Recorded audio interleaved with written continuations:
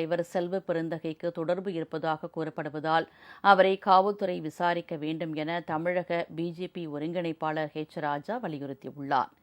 சென்னையில் பிரதமர் மோடி பிறந்தநாளை முன்னிட்டு இருசக்கர வாகன ஓட்டிகளுக்கு இலவச தலைக்கவசம் வழங்கிய பின்னர் செய்தியாளர்களை சந்தித்த அவர் இதனை தெரிவித்தார்.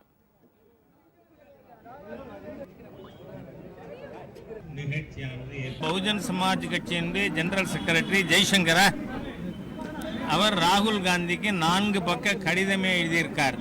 ஆம்ஸ்ட்ராங் அவர் படுகொலையில் இந்த கே செல்வம் என்கின்ற செல்வ பெருந்தொகைக்கு சம்பந்தம் இருப்பதாக சுட்டிக்காட்டியிருக்கார். செல்வ பெருந்தகை என்கின்ற கே செல்வம் கிரிமினல் பின்னணி உள்ளவர்கிறத இந்த குற்றச்சாட்டு நிரூபிப்பதா இருக்கு.